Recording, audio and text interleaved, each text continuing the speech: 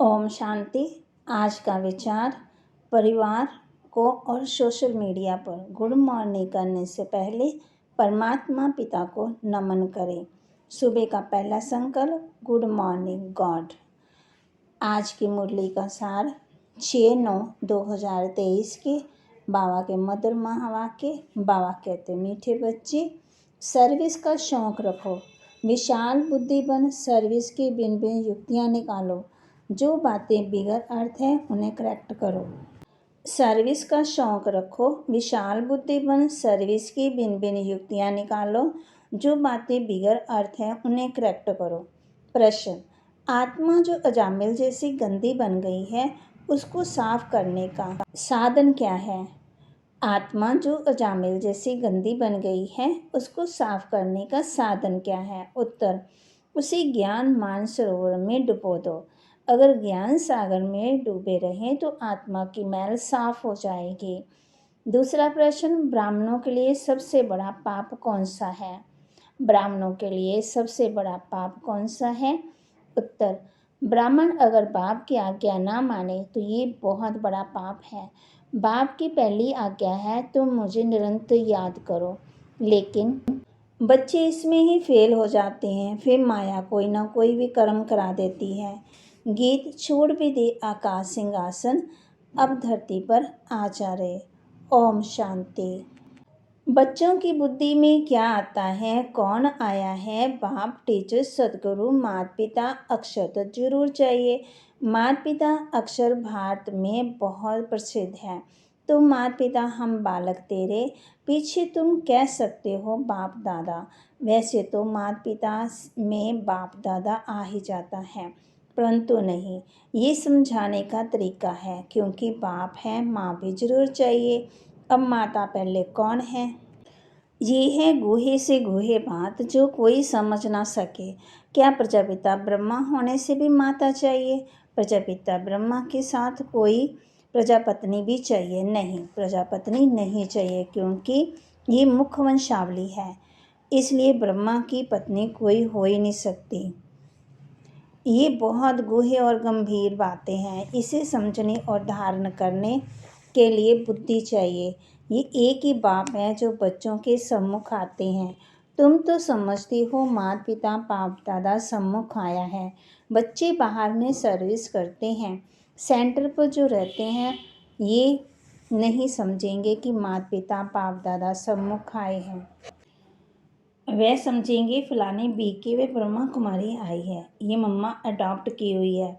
सबसे लकी सितारा जगत अम्बा है, ये संभालने के लिए मुख्य है, इसलिए इन पर कलश रहता है।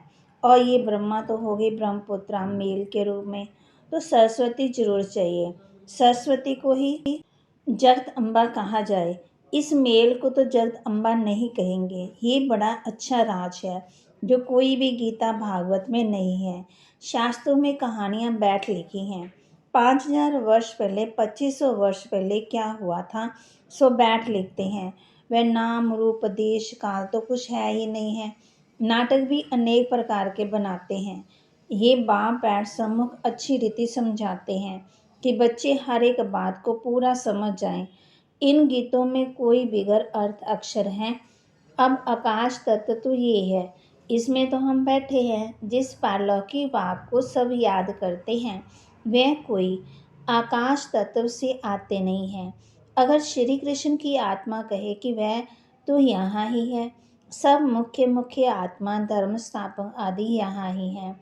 श्री कृष्ण की आत्मा भी 84वें जन्म में यहाँ ही है। उनकी आत्मा को तो बुला ना सके, ये परमपिता परमात्मा को बुलाया जाता है कि आओ, निर्वाण धाम छोड़कर वहाँ से आओ। तुम आत्मा का सिंहासन तो ये है, आकाश तत्व में तुम जीव आत्मा रहती हो। ये मांडवा है खेल चलने का। जब गीत सुनते हो तो दिल में आप ही करेक्ट करते जाओ। ये तो जिन्होंने नाटक बनाए हैं उन्होंने ही फिर गीत बनाए हैं। फिल्म शूट करने वालों को भी समझाना चाहिए, इसमें बड़ी विशाल बुद्धि चाहिए। बाबा राय देते हैं कि सर्विस करने के लिए ये ड्रामा जिन्होंने बनाया है उन्हें भी समझाना चाहिए, उनसे मिलना चाहिए, इतनी समझ चाहिए। बाबा तो डायरेक्शन देंगे, बाप को तो जाकर नहीं पूछना है, बाप तुम बच्चों को डायरेक्शन देंगे, ऐसे से करो, श्रीमत पर चलो। गीत वास्तव में धरती ये भारत खंड है ना, भारत में ही उनका आना होता है, भारत ही उनका बर्थ प्लेस है। सभी उस निराकार फादर को बुलाते हैं। श्री कृष्ण तो सबका फादर नहीं है, और मुरली जो दिखाते हैं वह काठ की मुरली तो नहीं जो श्री कृष्ण के हाथ में देते हैं।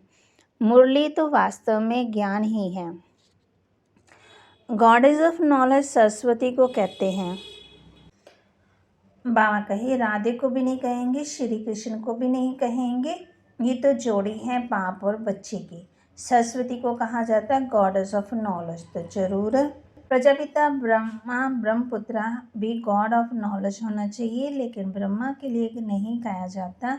गॉड इज नॉलेजफुल कहा जाता है, ब्रह्मा नॉलेजफुल नहीं, गॉड इज नॉलेजफुल। परमपिता परमात्मा ज्ञान सागर है, तो जरूर अपने बच्चों को ज्ञान देंगे। पहले पहले इनमें प्रवेश कर इन द्वारा दूसरों को देते हैं। इनमें सभी लकी सितारे आ जाते हैं।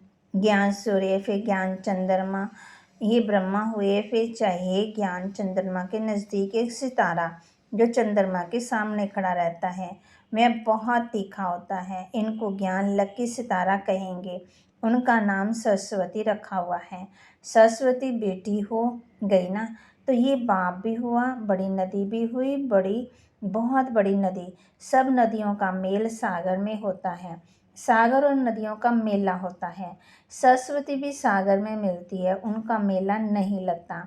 मेला ब्रह्मपुत्र नदी का लगता है। ये नदी वंडरफुल है, मेल है। नदी तो फिर मेल को कहा जाता। ये गुहे राज बहुत समझने लायक है, परंतु ये बातें पहले पहले कोई को नहीं बतानी चाहिए। पहले तो लौकिक माता पिता पारलौकिक माता पिता का राज समझाना चाहिए। लौकिक माता पिता से अलग काल क्षण भगवत सुख का वर्षा मिलता आया है, ये तो पक्का याद रहना चाहिए। दूसरा कोई दो बाप का राज समझा ना सके, वह तो जानते नहीं। गाते हैं तो माता पिता हम बालक तेरे, अब पिता सर्वव्यापी तो माता कहाँ गई, ये समझने की बात है। माता पिता चाहिए ना, माता पिता कहा जाता है निराकार को, परंतु ये समझते नहीं कि इनको माता पिता क्यों कहा जाता है। वह तो है गॉड फादर, एडम और ईव भी कहते हैं ना। तो बाबा हम बच्चों को अर्थ समझाते, बच्चे समझ सकते हैं। आदम बीवी वास्तव में ये है बीवी सो आदम, इनको बीवी आदम दोनों कह देते हैं। वह तो बाप है, ये बड़ी पचेली बातें हैं। भारत में गाते भी हैं तो माता पिता हम बालक तेरे, ऐसे ही सुनी सुनाई पर गाते रहते हैं, अर्थ कुछ नहीं समझते। सत्य को बहुत दूर ले गए हैं, लाखों वर्ष कह देते हैं।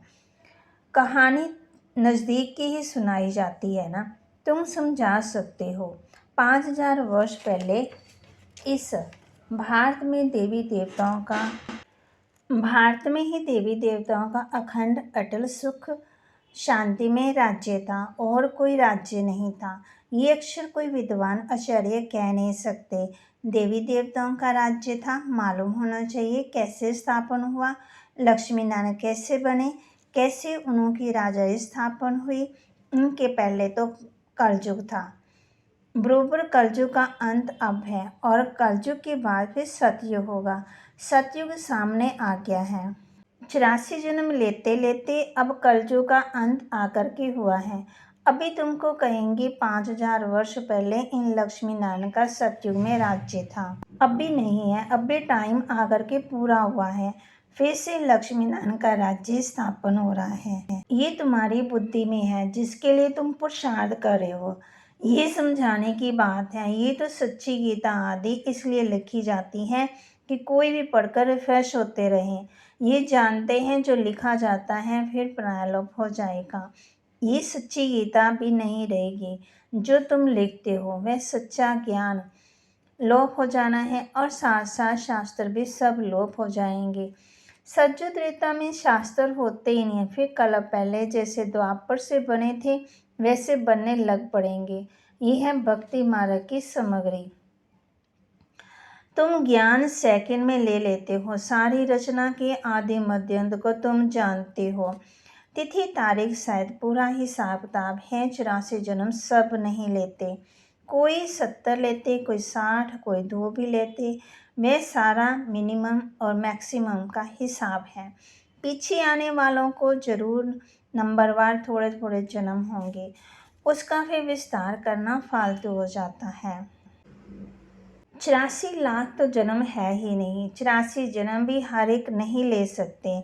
ऐसे ही सिर्फ कह देते 84 का चक्कर है, 84 लाख जन्मों का चक्कर नहीं गाया जाता। अब रावण का राज्य है, आत्मा पर मैल की छाया पड़ते पड़ते बिल्कुल बिल्कुल ही अजामिल जैसे हो गए। इतनी मैल चढ़ी जो साफ होती ही नहीं है। उस मैल को निकालने के लिए गाया हुआ है ज्ञान मानसरोवर, उसमें डूबा रहे।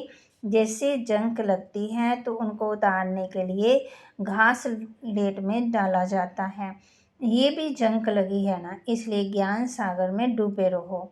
कोई पानी की नदी व सागर की बात नहीं, ज्ञान सागर जो ज्ञान देते हैं उस नॉलेज में तत्पर रहना है। गृहस्थ भार को भी संभालना है, उसमें कोई मत चाहिए तो लेते रहो। हर एक का कर्म बंधन अपना अपना है, सर्जन सबके लिए एक दवा नहीं देते हैं। हर एक का कर्म बंधन, हर एक की बीमारी अपनी अपनी है। ये 5 विकारों की बीमारी महाभारी, इस बीमारी को कोई नहीं जानते। ये कब से शुरू होती?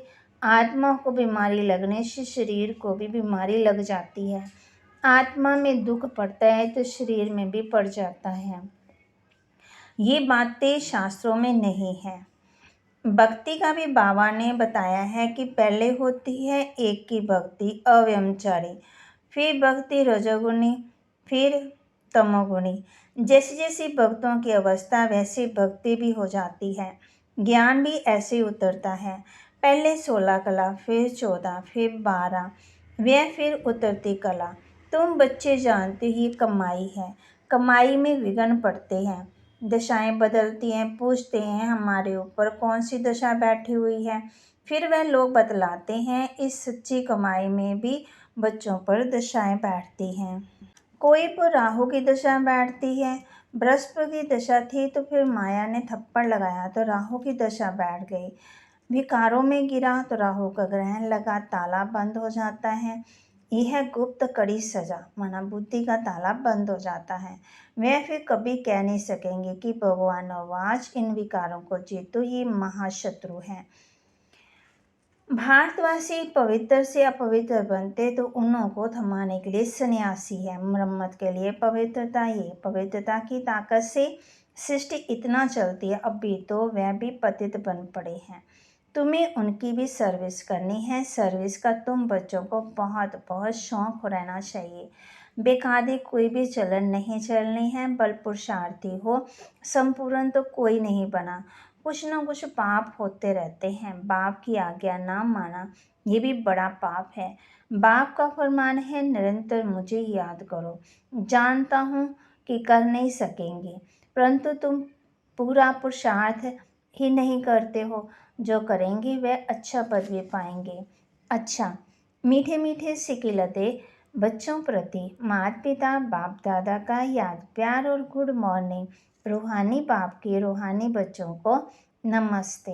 रूहानी बच्चों के रूहानी बाप दादा को दिल व जान सिकवा प्रेम से नमस्ते। धारणा के लिए 5 विकारों की बीमारी से मुक्त होने के लिए सर्जन की राय लेते रहना है। आत्मा पर कोई बीमारी ना लगे, इसकी संभाल करनी है। सच्ची कमाई करनी और करानी है, कोई भी बेकायदे चलन नहीं चलनी है। राहु की दशा कभी ना बैठे, इसके लिए बाप के फरमान पर सदा चलना है। वरदान, याद और सेवा द्वारा सब चक्रों को समाप्त कर क्षमा पर फिदा होने वाले सच्चे परवाने भव। याद और सेवा द्वारा सब चक्रों को समाप्त कर क्षमा पर फिदा होने वाले सच्चे परवाने भव। जो बच्चे याद और सेवा में सदा बिजी रहते हैं वह सभी चक्रों से सहज ही मुक्त हो जाते हैं। कोई भी चक्कर रहा हुआ होगा तो चक्कर ही लगाते रहेंगे, कभी संबंधों का चक्कर, कभी अपने स्वभाव संस्कार का चक्कर। ऐसे व्यर्थ के सभी चक्कर समाप्त तब होंगे जब बुद्धि में सिवाय क्षमा के और कुछ भी न हो। क्षमा पर फिदा होने वाले क्षमा के समान बन जाते हैं। ऐसे फिदा होने वाले अर्थात समा जाने वाले ही सच्चे परवाने हैं। स्लोगन: जो सच्चे पार्स बने हैं उनके संग में लोहे दृश्य आत्मा भी सोना बन जाती है। जो सच्चे पार्स बने हैं उनके संग में लोहे जैसे आत्माएं भी सच्चा सोना बन जाती है, सोना बन जाती है। माना बाबा ने कल के मुरली में कहा था ना, जैसा संग वैसा रंग। सत्य का संग करेंगे तो सत्य की राह पर चलेंगे। तो आज हमने आत्मा पर जो बीमारी लगी है उसको दूर करना है, उसकी देखभाल करनी है और उसको ख़त्म भी करना है। इसकी संभाल करने की दोबारा ना लगे बीमारी, और कमाई भी करनी है और ध्यान भी रखना है कि आज हमारे ऊपर कोई राहु की दशा ना बैठे। बाबा कहते बाप की आज्ञा पर चलते रहना है। ओम शांति।